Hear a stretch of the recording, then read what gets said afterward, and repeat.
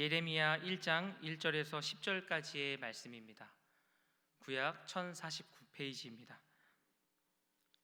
예레미야 1장 1절에서 10절까지의 말씀 다 찾으셨으면 우리 한 목소리로 봉독하겠습니다. 베냐민 땅 아나돗의 제사장들 중 hil기야의 아들 예레미야의 말이라.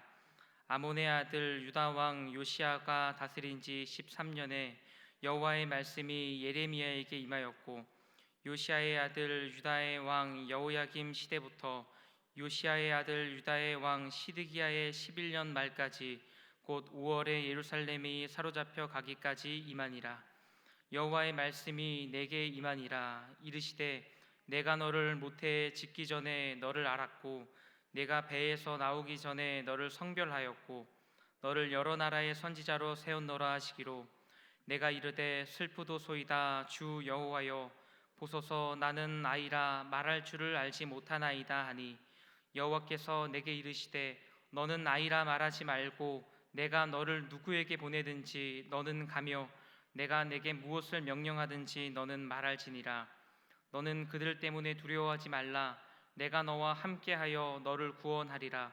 나 여호와의 말이니라 하시고, 여호와께서 그의 손을 내밀어 내 입에 대시며, 여호와께서 내게 이르시되 보라, 내가 내 말을 내 입에 두었노라. 보라, 내가 오늘 너를 여러 나라와 여러 왕국 위에 세워 네가 그것들을 뽑고 파괴하며 파멸하고 넘어뜨리며 건설하고 심게 하였느니라 하시니라. 아멘. 이 말씀은 살아계신 하나님의 말씀입니다. 제가 어릴 적에 햇볕이 잘 들지 않는 이 반지하 집에서 살았던 기억이 있는데요. 현관문 바로 앞에 나가면은 큰 하수구가 하나 있었습니다. 그래서 이 현관문 문단속을 제대로 하지 않으면은 이 하수구에서 올라온 쥐들이 저희 집 안으로 들어갔다 나갔다 들어갔다 나갔다 이렇게 하는 것을 제 두 눈으로 보기도 했었습니다. 그러던 어느 날 하루는 하늘이 뚫린 것처럼, 하늘에 구멍이 난 것처럼 이 장맛비가 막 쏟아지는 겁니다. 저희 집은 반지하잖아요. 근데 이 슬픈 예감은 틀린 적이 단 한 번도 없죠. 이 막 쏟아지기 시작한 그 비가 저희 집으로 들이차기 시작했습니다. 계속 이렇게 쏟아져 들어오는 물을 저희 부모님과 함께 이 바가지랑 또 냄비를 가지고 막 퍼내기 시작하는데요. 이 자기 집인 것 마냥 이렇게 막 쏟아져 들어오는 이 물을 막아낼 방도가 없더라고요. 1시간, 2시간 동안 계속해서 부모님과 함께 물을 퍼냈지만 비는 그칠 생각을 하지 않고 있습니다. 물이 점점 더 이 방 안으로 차오르기 시작합니다. 침착하시던 저희 아버지마저 당황하시고 어찌할 바를 몰라 하시는 그 모습을 보고 저도 거의 패닉 상태에 빠졌던 그 기억이 납니다. 그 뒤로 그 물 어떻게 잘 빼냈겠죠. 그런데 그날의 그 충격이 저에게 너무 커서 어떻게 그 뒷수습을 했었는지 그것은 사실 기억이 잘 나질 않습니다. 지금 말씀드린 이 이야기는 저의 어린 시절 이 기억 속의 한 부분인데요. 이 기억 속의 이 한 이야기, 이 상황들을 자세히 들여다보면 마치 우리의 인생을 압축시켜 놓은 것 같은 그런 이야기가 담겨져 있습니다. 우리의 삶에도 때로는 이 한여름밤에 쏟아지는 이 장맛비처럼 감당할 수 없을 만큼의 어려움과 고난이 한꺼번에 찾아올 때가 있습니다. 또 심지어 이 고난과 이 어려움의 물줄기들이 우리에게는 너무나도 소중하고 가장 중요한 그 삶의 자리까지 스며들어와서 우리를 괴롭히기도 하죠. 이런 감당할 수 없는 일들을 만나게 되면 누구라도 이 해결하고자 하는 의지를 잃어버립니다. 자신감을 잃어버리게 됩니다.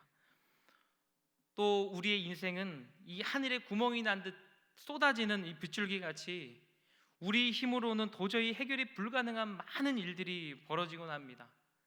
처리 불가능, 해결 불가능, 회복 불가능, 이러한 사건 사고들이 반복되면서 우리들의 숨통을 조여오면 우리의 마음은 점점 불안해지고 스트레스는 극에 달할 수밖에 없습니다.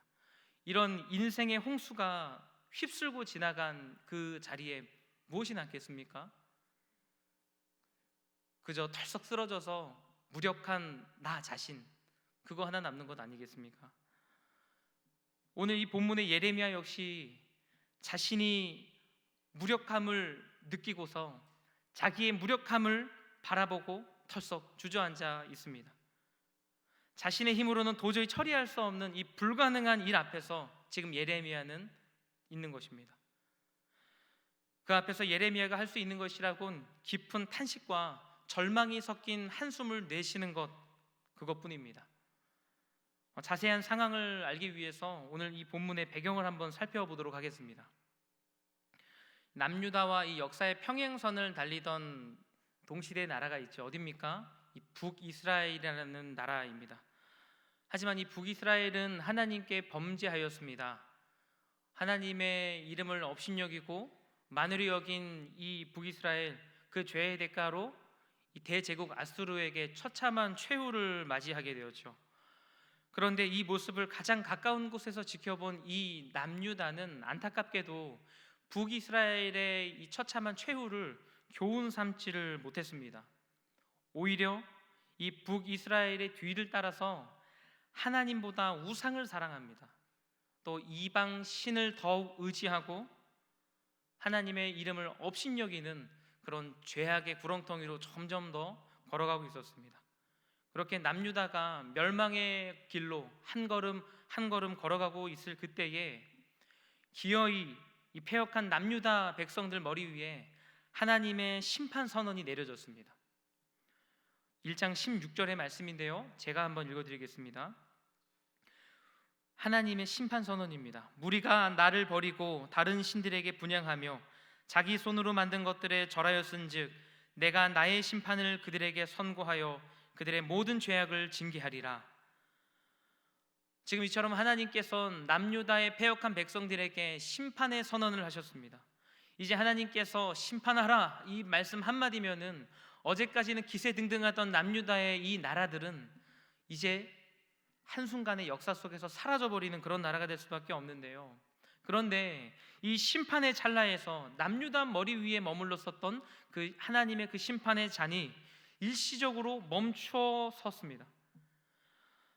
하나님의 이 공의와 정의의 기준으로 보면 남유다는 하나님의 심판을 피할 수가 있습니까? 없습니까?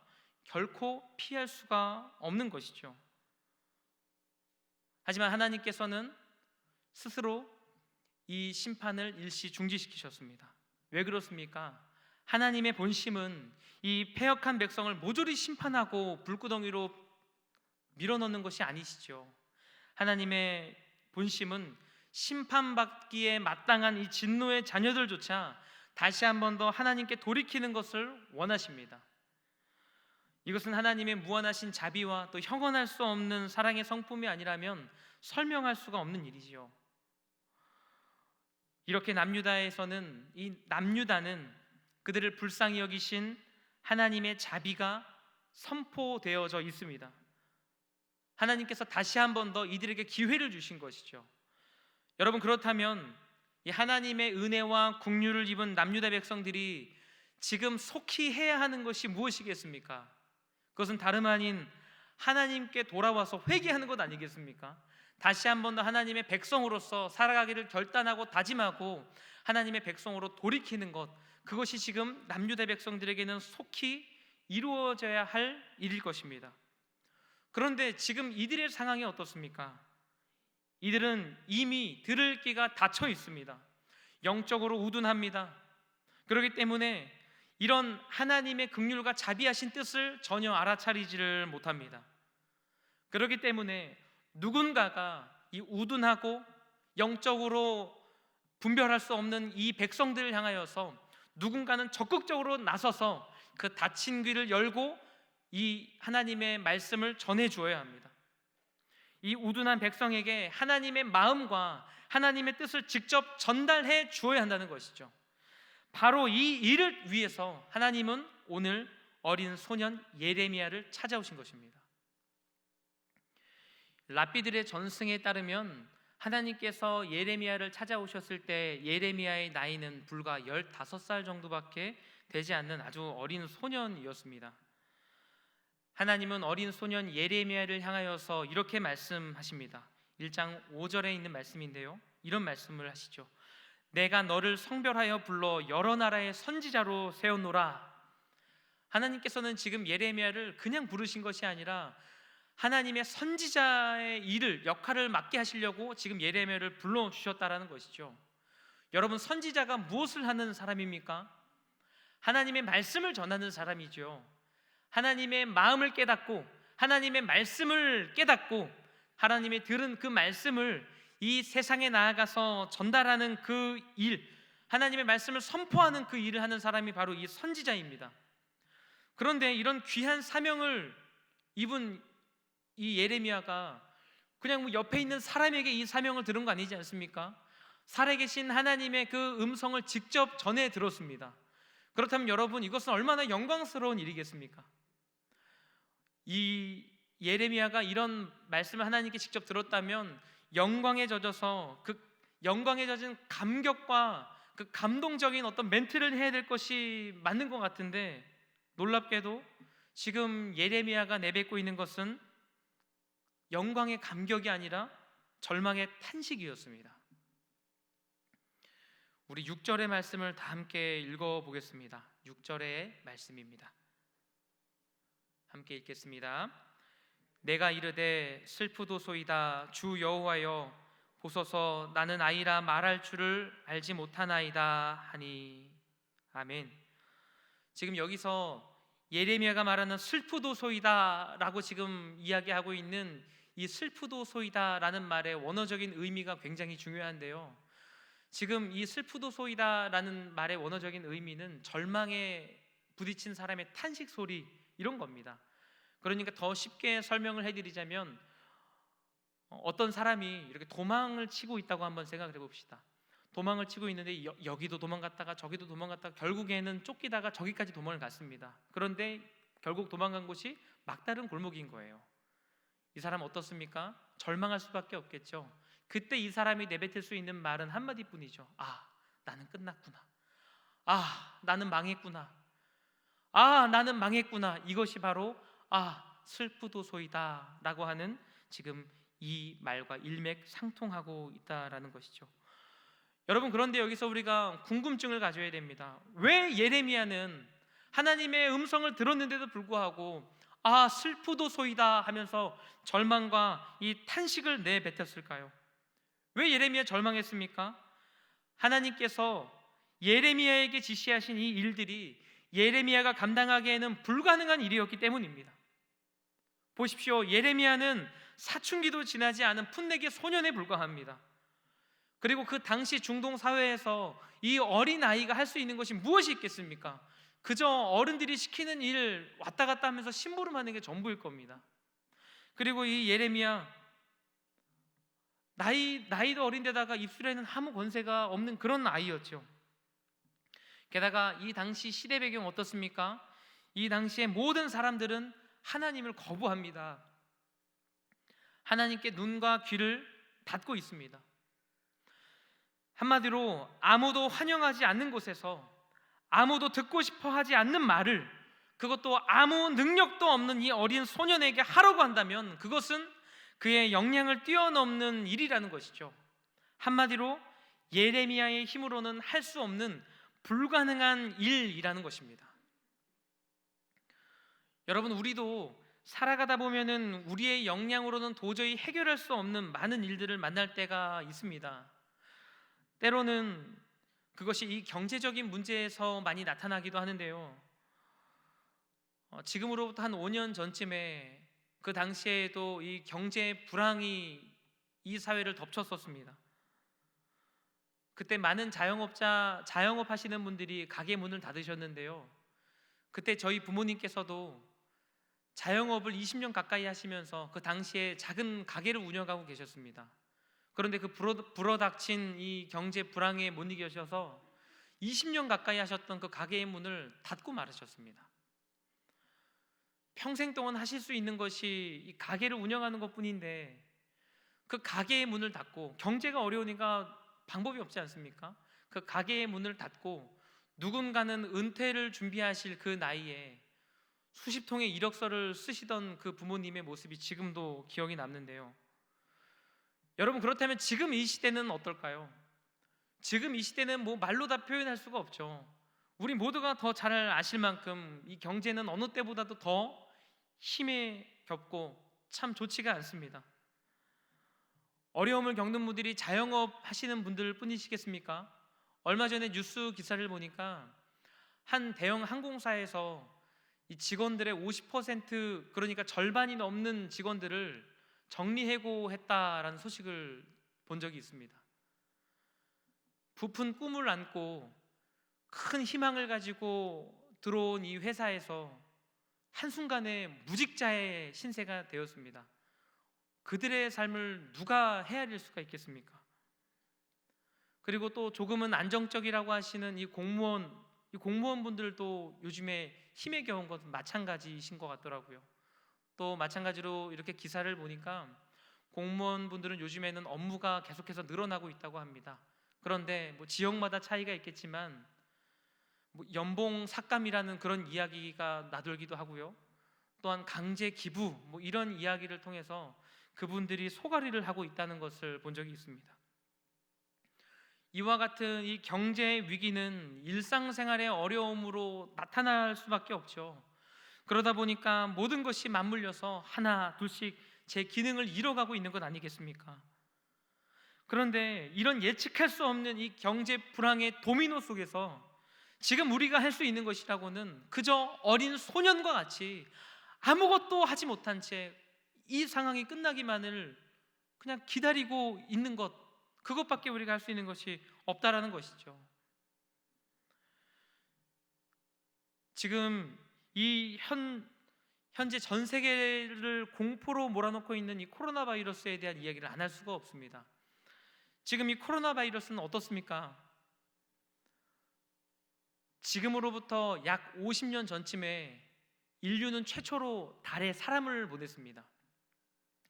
그리고 50년이 지난 지금은 우주선, 당시에 그 우주선을 만들었었던 그 기술력보다도 더 정교한 기술력으로 지금 우리가 가지고 다니는 스마트폰을 만든다고 합니다. 기술은 날이 갈수록 발전하고 더욱더 정교해져 가고 있지만 여러분 어떻습니까? 아무리 기술이 발전하였지만 지금 눈에 보이지 않는 작은 바이러스를 우리가 통제할 수가 있습니까? 우리는 눈에 보이는 작은 바이러스 막을 수조차 없습니다. 우리가 할 수 있는 것이라곤 마스크 잘 쓰고 손 잘 씻고 이 사태가 끝나기만을 기다리는 것, 그것밖에 없는 것 아니겠습니까? 우리들은 강한 것 같으나 우리에게는 해결할 수 없는 불가능한 일들이 분명히 너무나도 많이 있습니다. 아무리 아등바등 해보지만 우리의 역량을 뛰어넘는 일을 맞닥뜨리게 되면 그게 누구라도 오늘의 이 어린 예레미야처럼 우리는 이제 끝났다, 우리의 인생은 이제 망했구나, 슬프도소이다 라는 이 절망 섞인 탄식을 내뱉을 수밖에 없는 존재가 바로 여기 있는 우리들이라는 것입니다. 다시 본문의 예레미야를 한번 생각해 보십시오. 예레미야는 지금 눈앞에 있는 일들, 하나님께서 하라 말씀하신 이 일들을 자신이 할 수 없는 이 역량 이상의 불가능한 일임을 깨닫고는 탄식하였습니다. 주님, 저는 할 수가 없습니다. 탄식하고 절망에 사로잡힌 그 예레미야, 그때 하나님께서는 그 예레미야의 음성을 듣고 하나님은 무슨 일을 하고 계셨을까요? 여러분, 하나님은 그때 무엇을 하고 계셨습니까? 하나님은 분명 그때에도 하나님께서는 일을 하고 계셨습니다. 하나님께서는 이 자신감을 잃고 위축된 예레미야에게 7절의 말씀과 같이 이렇게 말씀하셨습니다. 너는 아이라 말하지 말라. 슬프도소이다, 저는 아이라 말을 하지 못합니다 라는 예레미야에게 하나님께서 하신 말씀은 너는 아이라 말하지 말라. 여러분, 참 황당한 말씀 아니겠습니까? 지금 예레미야는 15살 소년입니다. 분명 어린아이죠. 분명 예레미야 말을 제대로 할 수 없는 그런 존재입니다. 그 입술에는 아무 권세가 없습니다. 게다가 자신감도 없습니다. 그런데 하나님께서는 작고 여린 이 아이에게 스스로 아이라고 하지 말라 이렇게 말씀하고 계십니다. 자신의 무능함을 보고 탄식하지 말라 우리 주님께서 이렇게 말씀하고 계셨다는 겁니다. 여러분 왜 그렇습니까? 왜 하나님께서 예레미야에게 아이라 하지 말라 이렇게 말씀하십니까? 바로 8절의 말씀 때문입니다. 우리 8절의 말씀을 다시 한 번 더 읽어보도록 하겠습니다. 8절의 말씀 우리 다시 한 번 더 읽겠습니다. 시작. 너는 그들 때문에 두려워하지 말라. 내가 너와 함께하여 너를 구원하리라. 나 여호와의 말이니라 하시고. 아멘. 지금 예레미야가 두려워하지 않을 이유가 무엇입니까? 하나님께서 예레미야와 함께 하시기 때문입니다. 하나님은 예레미야의 작고 연약함을 누구보다도 더 잘 알고 계셨습니다. 지금 하나님은 예레미야가 어린 소년이고 또 그의 말에는 권세가 없음을 누구보다도 더 잘 알고 계십니다. 또 예레미야에게 맡기신 이 사명을 예레미야 스스로의 힘으로는 감당할 수 없다는 것을, 불가능하다는 것을 누구보다도 더 잘 알고 계셨습니다. 여러분, 그런데 중요한 사실이 무엇입니까? 이렇게 작고 연약한 예레미야를 부르신 분이 누구십니까? 바로 하나님이시라는 것입니다. 하나님께서 예레미야를 부르셨습니다. 하나님께서 부르신 그 인생은 하나님께서 책임지시는 줄로 여러분 믿으시기를 바랍니다. 여러분 성경을 한번 보십시오. 성경을 보시면 하나님께서는 왕이 될 사람을 찾아다니신 적이 단 한 번도 없으십니다. 하나님이 부르신 그 사람이 왕이 된 줄로 믿습니다. 여러분 우리가 잘 아는 다윗의 인생을 한번 생각해 보십시오. 다윗은 부모의 사랑을 제대로 받지 못하고 자랐습니다. 그래서 어린 나이에 아무도 없는 들판에 나가서 양들을 지키는 목자의 인생을 살아갔습니다. 다윗은 그러한 인생을 살아가다가 그렇게 죽을 그런 운명 아니었겠습니까? 어디 다윗에게 왕이 될 만한 그런 면모가 있었습니까? 하지만 여러분, 우리는 성경을 통해서 알고 있습니다. 다윗의 첫 시작은 목동이었지만 그의 인생의 끝은 무엇으로 끝이 납니까? 왕의 인생으로 끝나는 거 아니겠습니까? 여러분, 아무 자격 없는 다윗이 어떻게 해서 왕이 되었습니까? 하나님께서 부르셨기에 그렇게 된 줄로 믿습니다. 여러분, 우리는 구약 성경을 보면은 애굽에서 출애굽을 통하여서 광야의 생활을 한 이스라엘 백성들의 삶을 너무나도 잘 알고 있죠. 이 이스라엘 백성들이 광야에 40년 생활을 하면서 그들이 아무 걱정 없이 살아갔습니까? 아니면 가진 고생을 했습니까? 여러분, 우리는 처음 생각할 때는 그들 참 많은 고생하고 살아갔지 라고 생각하지만 여러분, 오늘 돌아가셔서 성경을 다시 한번 보시기 바랍니다. 여러분, 그들은 의식주, 무엇을 입을까, 무엇을 먹을까, 무엇을 마실까를 고민해 본 적이 없습니다. 우리는 매일의 삶에서 무엇을 입을까, 먹을까, 마실까, 우리는 이것을 고민하지만 그들은 의식주를 고민한 적이 단 한 번도 없습니다. 대낮에 쏟아지는 그 광렬한 그 태양빛이 어디 그들의 머리카락을 상하게 한 적이 있었습니까? 밤이 되어서 들짐승들이 울음소리를 내면서 그들을 위협할 때 그들의 손끝이라도 다친 적이 있었습니까? 오히려 때에 따라서 만나와 메추라기가 내려오지 않았습니까? 구름기둥과 불기둥이 그들을 동행하면서 그들의 인생을 붙잡아 주시지 않았습니까? 여러분, 어떻게 그 황량하고 척박한 그 광야의 생활을 하면서도 어떻게 그 이스라엘 백성들이 머리카락 하나 상하지 않을 수 있겠습니까? 그들을 광야로 부르신 분이 하나님이시기 때문입니다. 하나님께서는 하나님이 부르신 그 인생을 책임지시는 줄로 여러분 믿으시기를 바랍니다. 오늘 우리의 삶 역시 마찬가지입니다. 지금의 이 코로나 사태, 우리는 우리의 힘으로 이겨낼 수 없음을 너무나도 잘 알고 있습니다. 또 우리나라에 불어닥친 이 경제의 어려움, 또 이 직장에서의 위기, 이 어려움들과 위기를 우리의 힘으로 이겨낼 수 없다는 것 우리 너무나도 잘 알고 있죠. 늘어나는 우리의 집안의 가계의 빚과 감당할 수 없는 이 마음의 불안함들 우리는 해결할 수가 없습니다. 그러나 여러분, 더 이상 나는 망했다, 더 이상 우리는 안 된다, 희망이 없다, 우리가 이렇게 기쁜 탄식으로 절망해서는 안 되는 줄로 믿습니다. 왜 그렇습니까? 우리를 이 땅 가운데 부르신 분이 하나님이시기 때문입니다. 우리를 부르신 하나님께서 우리의 가정과 우리의 삶을 책임지십니다. 하나님이 예레미야에게 너는 아이라 말하지 말라 말씀하신 것처럼 오늘 우리에게도 이와 같이 말씀하고 계십니다. 너희는 경제가 어려워서 못 살겠다 말하지 말라, 코로나 바이러스 때문에 모든 것이 다 끝났다 이렇게 절망하지 말라. 여러분, 걱정하지 마십시오. 염려하지 마십시오. 우리를 부르신 하나님께서 우리와 함께 하십니다. 혹시 또 다른 삶의 어려움 때문에 절망에 빠져 계십니까? 염려하지 마십시오. 하나님께서는 그 어려운 상황에도 동일하게 일하시는 분이십니다. 소망이 없다고 말하지 말라, 건강 때문에 안 된다고 말하지 말라, 능력이 부족하다고 말하지 말라, 미흡하고 흠이 많다고 말하지 말라.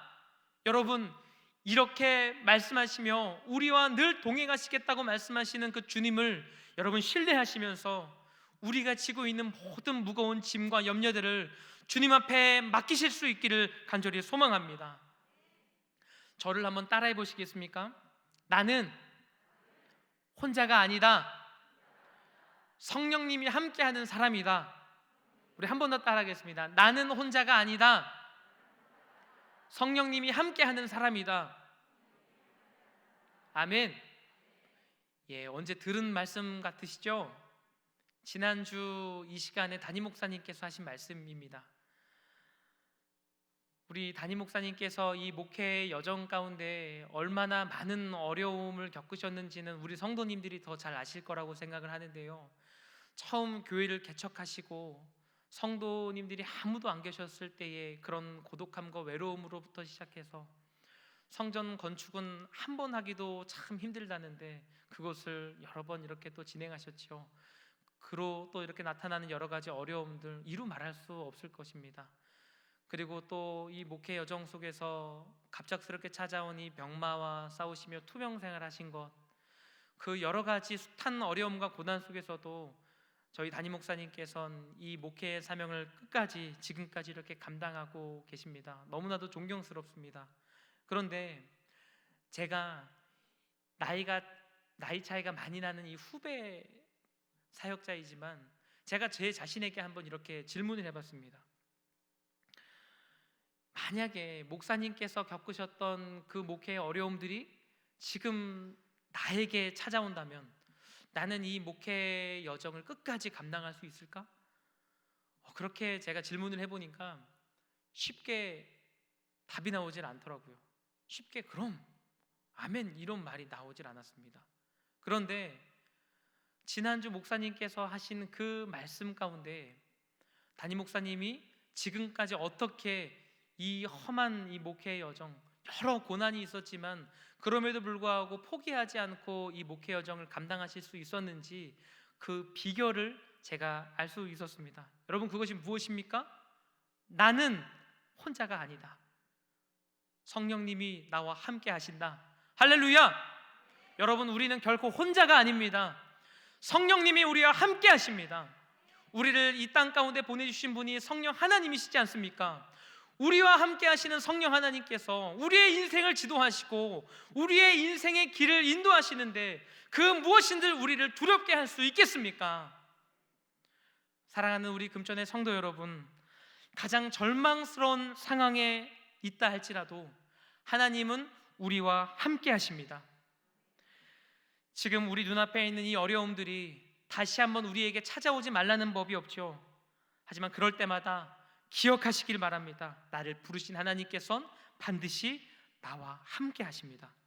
우리의 가정을 지키십니다. 우리와 평생을 동행하시면서 우리 하나님께서 우리를 지키신다는 것, 그것을 기억하시고 끝까지 신뢰하시며 주 앞으로 나아가시는 저와 여러분 되시기를 간절히 소망합니다. 우리 이 시간 함께 찬양하기를 원하는데요, 우리 하나님께서 함께 하시면 우리 두려울 것이 조금도 없습니다. 우리가 두려울 때마다 그때마다 주님께서 우리에게 말씀하십니다. 아무것도 두려워 말라. 내가 너와 함께 한다. 주님의 오늘 이 말씀이 지금 여러 어려움에 빠지고 고난에 빠져 있는 우리 성도님들의 그 마음 가운데 귀한 위로가 되기를 간절히 소망합니다. 우리 이 시간 함께 아무것도 두려워 말라 찬양하도록 하겠습니다.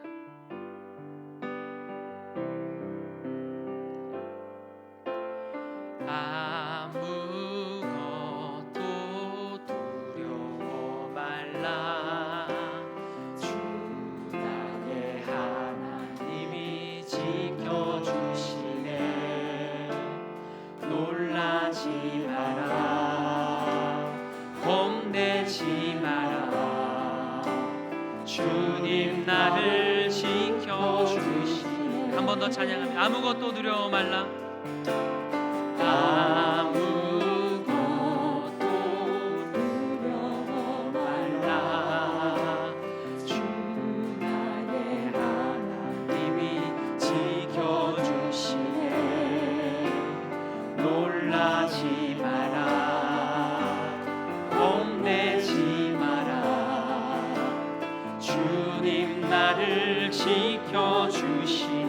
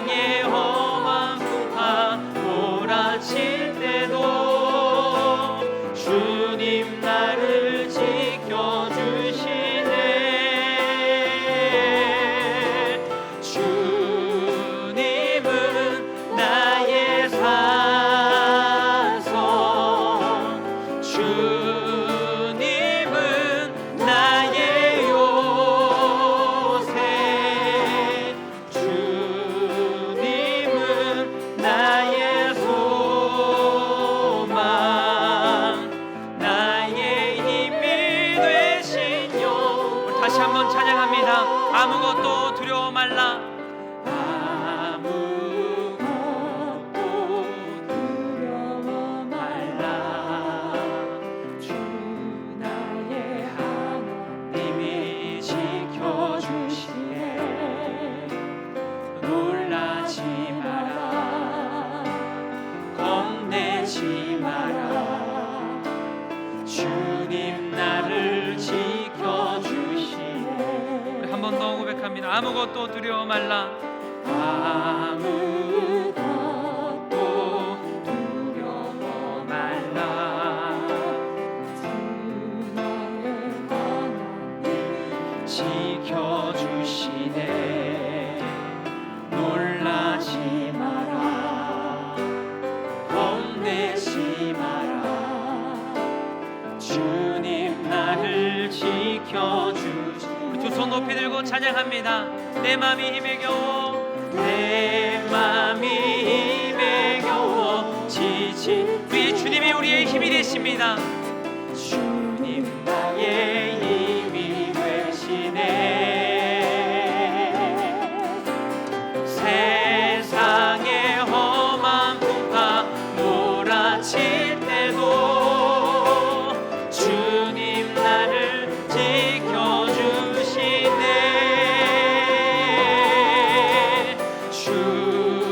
주님은 나의 산소, 주님은 나의 요새, 주님은 나의 소망, 나의 힘이 되신 주님은 나의 산소, 주님은 나의 산소, 주님은 나의 요새, 주님은 나의 소망, 나의 힘이 되신 영. 우리 이 시간 들은 말씀을 기억하시면서 함께 기도하겠습니다. 살아계신 아버지 하나님, 이 시간 주님의 말씀을 들었습니다. 아버지 하나님, 우리가 어떠한 상황에 있다 할지라도 주님, 우리의 연약함을 누구보다 더욱더 잘 아시는 주님께서 날마다 우리와 함께 하시며 우리에게 힘과 능력을 주시는 분이시라는 걸 우리가 깨닫습니다. 아버지 하나님, 아버지, 너무나도 어려운 상황 속에서 살아가고 절망에 내려진 상황 속에서 살아가는 우리 모든 성도님들 주님께서 붙잡아 주시옵시고, 그 모든 직장에서의 문제와 가정에서의 문제와 아버지 또한 그 신앙생활하면서 여러가지 문제, 아버지 또한 그 인생에 찾아오는 여러가지 숱한 어려움과 고난들까지 아버지 하나님, 그 인생 가운데 진에 찾아가 주셔서 하나님께서 그에게 말씀하여 주옵소서. 너는 더 이상 두려워하지 말라, 아이라 말하지 말라. 주님께서 말씀하여 주옵시고 내가 너와 함께하노라 말씀하여 주옵소서. 아버지 하나님, 주님 날마다 우리와 함께 하시는 분이신지를 우리가 믿사오니 주님, 앞으로 어떠한 어려움이 찾아온다 할지라도 주님, 우리가 이제는 낭망하지 아니하고 절망하지 아니하고 무릎 꿇지 아니하고 아버지, 문제보다 더 크신 하나님 안에 바라보며 나아갈 수 있도록 주여 도와주옵소서. 날마다 우리를 붙들어주시는 아버지 하나님, 주님께서 우리의 인생을 책임져 주시는 줄을 믿습니다. 하나님, 때로는 우리의 믿음이 연약하여서 우리 주님께서 우리 인생을 책임지신다,